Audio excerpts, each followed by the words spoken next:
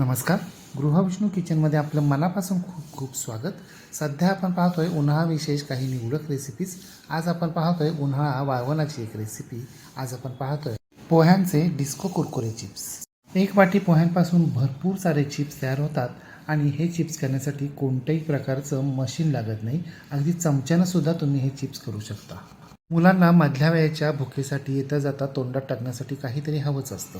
एकदा का मुलांनी हे पोह्यांचे डिस्को कुरकुरे चिप्स खाल्ले ना, तर ते बाहेरचे कुरकुरे मागणारच नाहीत. इतकेही स्वादिष्ट असतात आणि पौष्टिकही.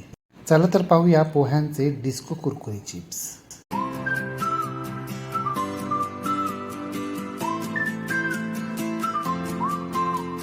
पोह्यांचे डिस्को कुरकुरे चिप्स करण्यासाठी इथे आपल्याला एक वाटी जाड पोहे घ्यायचे आहेत. आपण रोज कांदे पोहे करतो ना, तेच पोहे आपल्याला इथे वापरायचे आहेत. आता हे पोहे आपल्याला मिक्सरच्या छोट्या चटणीच्या भांड्यामध्ये बारीक करून घ्यायचे आहेत. त्यासाठी पोहे भाजण्याची अजिबात गरज नाही आहे. न भाजता देखील हे अशा प्रकारे बारीक पावडर तयार होते. आता छोट्या भांड्यात तयार केलेली ही पावडर आपल्याला मिक्सरच्या मोठ्या भांड्यामध्ये घालायची आहे आणि ज्या वाट्यानं आपण पोहे घेतले होते ना, त्याच वाटीनं 3 वाट्या पाणी आपल्याला या पोह्यांच्या पावडरमध्ये घालायची आहे आणि फक्त अर्धा मिनिट फिरवून घ्यायची आहे. आपल्याला पोहे पावडर आणि पाणी मिक्स व्हायला हवं आहे इतकंच. मी त्याच वाटीचं प्रमाण वापरलं आहे, पण तुम्हाला जर हे कुरकुरे जास्त मोठ्या प्रमाणात करायचे असेल ना, तर त्याप्रमाणे तुम्ही भांडं वापरा, ग्लास वापरा किंवा पातेलं वापरा. आता गॅसवर एक जाडबुडाची कढई गरम करण्यासाठी ठेवायची. कढई चांगली गरम झाली की यामध्ये आपल्याला 2 वाट्या पाणी घालायचं आहे.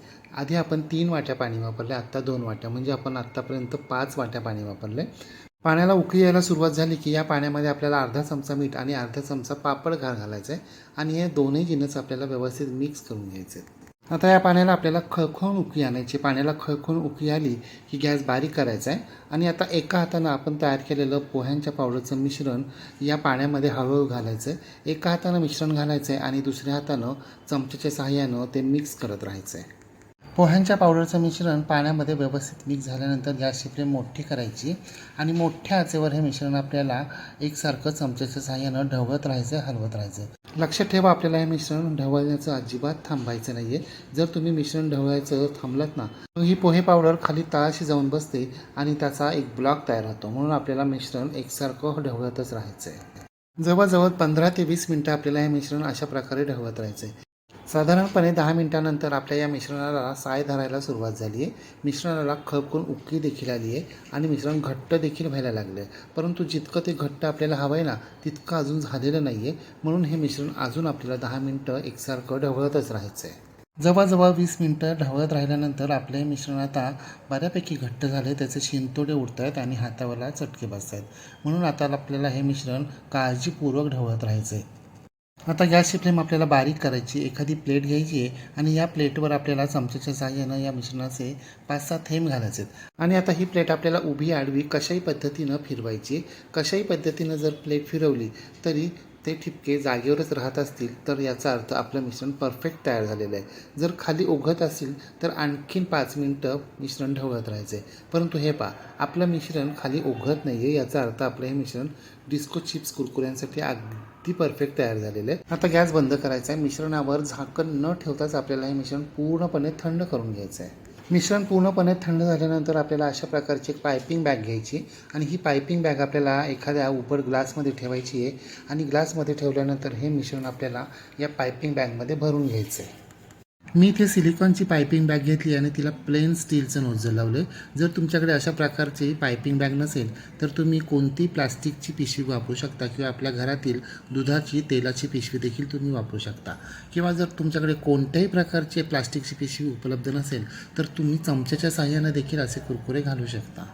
या पायपिंग बॅगमध्ये आपल्याला पाऊण भाग भरेल इतपतच मिश्रण भरायचं आहे आणि मग ही पायपिंग बॅग आपल्याला रबऱ्याच्या सहाय्यानं बांधून घ्यायची आहे आणि त्यानंतर हे अशा पद्धतीनं प्लास्टिकच्या पेपरवर हे चिप्स घालायला सुरुवात करायची आहे. या प्लास्टिकच्या पेपरला मी तेलाचा आणि पाण्याचा हात फिरवून घेतलेला आहे, त्यामुळे आपले डिस्को चिप्स यावर चिकटणार नाहीत. तुम्हाला डिस्को चिप्स आता खूप जाड आणि खूप लहान वाटत असतील, पण तसं नाही आहे. हे चिप्स नंतर वाळताना पसरतात आणि पातळ होतात. एकतर तुम्ही सांडग्यांसारखे पटपट असे ठिपके घालू शकता किंवा हे पहा, अशा पद्धतीनं एक ठिपका घालायचा आणि तो नोझलनं थोडासा पसरवून घ्यायचा. म्हणजे त्याचा आकार थोडासा मोठा होईल. माझ्या मते अशा प्रकारे ठिपका घातल्यानंतर थोडासा पसरवून घ्यायचा, म्हणजे चिप्स सुकल्यानंतर अगदी परफेक्ट मापात तयार होतात. म्हणजे खूप छोटेही नाही आणि खूप मोठेही नाही, परंतु खूप पसरवायचे नाहीत बरं का. असा थोड्या प्रकारे सांडग्यांसारखा ढीग दिसायलाच हवा. आता हे चिप्स आपल्याला 2 दिवस कडकडीत उन्हामध्ये सुकवून घ्यायचे आहेत. हे पहा, एक दिवस कडकडीत उन्हामध्ये सुकल्यानंतर हे चिप्स आपल्याला अशा पद्धतीनं सोडून घ्यायचे आहेत. पाहताय ना तुम्ही आपले चिप्स कसे पटपट पटपट सुटत आहेत आणि मी तुम्हाला म्हटल्याप्रमाणे अगदी पातळ झालेत. म्हणजे त्यांचा जो ढीग दिसत होता तसा अजिबात दिसत नाही आहे. आपण जी वाटी भरून पोहे घेतले होते ना, डिस्को चिप्स 2 दिवस कडक उन्हामध्ये सुकल्यानंतर अगदी तीच वाटी भरून आपले हे डिस्को कुरकुरे चिप्स तयार झालेत. आता आपण यातले काही चिप्स तळून पाहूया. त्यासाठी गॅसवर आपल्याला एक जाड बुडाची कढई गरम करण्यासाठी ठेवायची. कढई चांगली गरम झाली की त्यामध्ये अगदी वाटीभर तेल घालायचं आहे. तेल गरम झालं की नाही हे पाहण्यासाठी आपल्याला एक चिप्स त्यामध्ये घालायचं आहे. हे पहा, आपला चिप्स अगदी पटकन तरंगून वर येतोय. याचा अर्थ आपलं तेल अगदी व्यवस्थित गरम झालं आहे. आता या गरम तेलामध्ये आपल्याला अर्धा मूठ चिप्स घालायचे आहेत. हे पहा, चिप्स तेलामध्ये सोडल्या सोडल्या लगेचच तरंगून सरकन वर येत आहेत. याचा अर्थ आपले चिप्स अगदी व्यवस्थित सुकलेत, म्हणूनच तर ते तेलात सोडल्या सोडल्या लगेचच सरकन वर येत आहेत.